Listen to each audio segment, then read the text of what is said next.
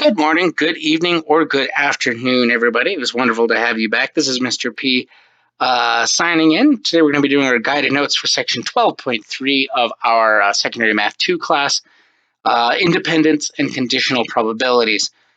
So independent events are where the occurrence of one event doesn't affect the occurrence of another event. For example, rolling a die is an independent event if you roll 2 die, because if you get a 5 in the first die, you are just as likely to get any of the numbers 1 through 6 on the next die. The 5 is just as likely to come up both times. So both times that you roll the die, it's important to say that. Dependent event is where one of the occurrence does affect the occurrence of another event. That's, for example, drawing a card. Like if you have a deck of cards and you draw a card and you get a spade, you are now slightly less likely to get another spade. Does that make sense? Because now there's less spades in the deck. And conditional probability is that the probability that event B occurs given that A has already occurred, which is the probability of B given A is how you pronounce that. The little pipet means given. So if they're independent, two events A and B are independent events if and only if the probability that both events occurs is the product of the probability of the events. That is, the probability of A and B occurring is equal to the probability of A times the probability of B. Kind of like the fundamental counting principle, but with, what am I trying to say here? With probabilities, there we go. The probability of two dependent events is a little different though. If two events A and B are dependent events, then the probability that both events occur is the product of the probability of the first event and the conditional probability of the second event given the first one. So the probability of A and B is the probability of A times the probability of B given A. More on this in just a second. Determining whether independent events are independent or dependent. You have 3 white golf balls and 2 yellow golf balls in a bag.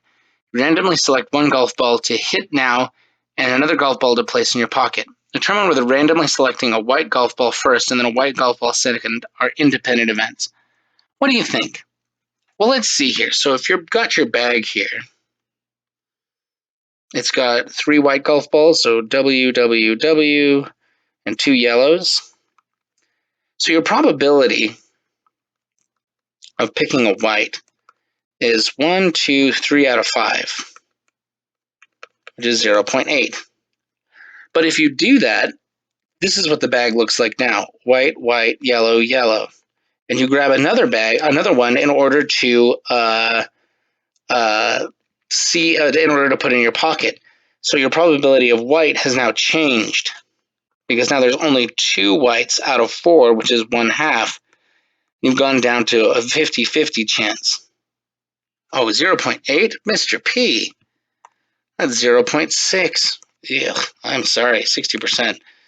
So it's gone down to 0.5, which is 50%. Notice if you pick a yellow, though, on the first one, now it's white, white, white, yellow, and now you have a 3 out of 4 chance. So actually making the first selection changes your probability of what's going to happen in the second one, so that these are dependent events.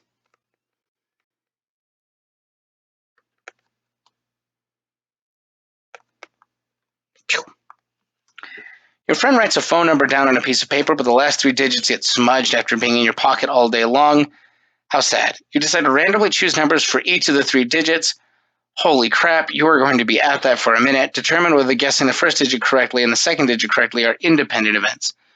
Well, let's say that the last 3 digits of theirs are 587. Are those the last 3 digits of your phone number? Are you the friend? Did you give your phone number to a friend and they never called you back? Well, it turns out they're not a jerk. They just have dirty pockets. I want to start a band called Dirty Pockets. That's a good name for a band. Anyway, sorry.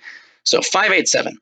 So you've got, there's 10 digits that you can pick through, right? 1, 0, 2, 3, 5, 4. I don't know why I put it in this order. 6, 7, 8, or 9. There's 10. So there's a 1 in 10 chance of picking the first one right. Which if you get wrong, I mean, you might get that wrong, 3, and then there's a 1 in 10 chance of picking the next ones, 8. You get that right, let's say, and there's a 1 in 10 chance of picking the last one. You are so close. Which I would like to point out here that you have a 1 in 1,000 chance of dialing your friend up correctly, so maybe you should just see them in school tomorrow. Hopefully they're not moving away forever, because if they are, you're going to look like a jerk with dirty pockets. These are independent events because you can get the second one right you're just as likely to pick an 8 after the 3 if you're dialing at random. What I want to know is how many times you need to make this phone call before I feel confident that you're going to make it, because I feel like you're going to cheese off probably around 500 people or so before you actually make this contact with your friend. So have fun with that.